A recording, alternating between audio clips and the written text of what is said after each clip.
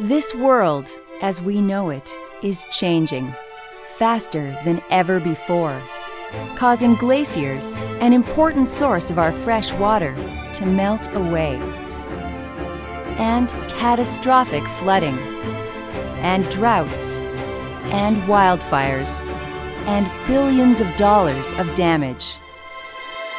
It's not just quantity. The quality of our water is also under threat.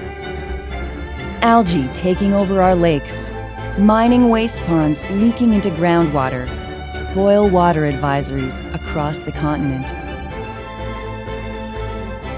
So how do we face unprecedented challenges crossing borders and affecting every aspect of life?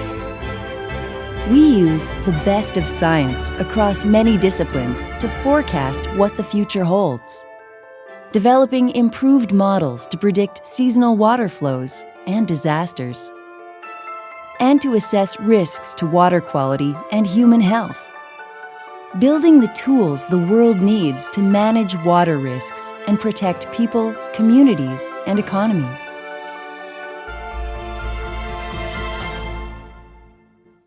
We're working with the public to translate our discoveries into helpful, made-to-measure solutions. The North is one of the most rapidly changing places on the planet.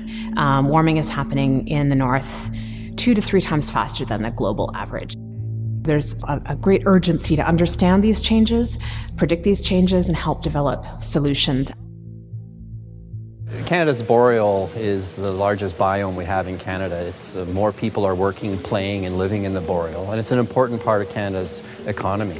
When we look at recent disasters such as the Slave Lake wildfire, in particular the Fort McMurray wildfire, where 80,000 people were evacuated and 2,500 homes were destroyed, we really have to consider how we're going to create a more resilient interface between the wildland, which has floods, changing forests and fire, and protecting humans and resources.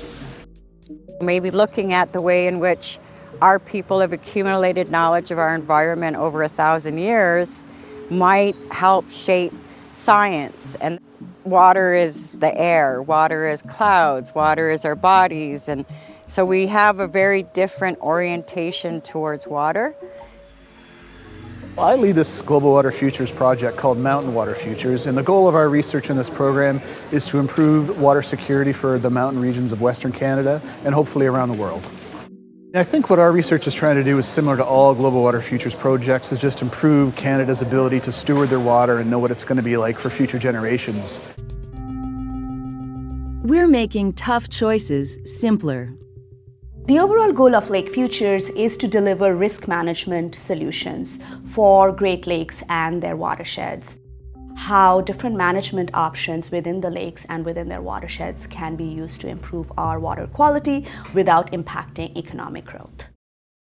Maintaining food security is a wicked problem. What we're really trying to understand is how climate and then landscape attributes, but also human decision-making, how these all interact to influence water quantity and water quality, both now and in the future. We are working towards the development of technologies, innovative new technologies to improve our measurement and monitoring of Canada's water resources in the face of climate change. We're diagnosing and predicting change in cold regions. This environment is changing dramatically. This glacier over the last 3 years has been melting faster than ever recorded, and we've already had 2.5 meters of ice melt this year. How we manage our land and wastewater directly affects our drinking water. We're using data mining and artificial intelligence to help water treatment plants purify our water.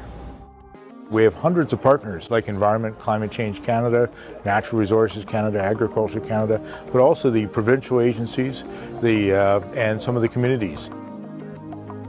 Global Water Futures has simply tapped into this tremendous talent that's across the country. So it was the right place and the right time, and we're doing it.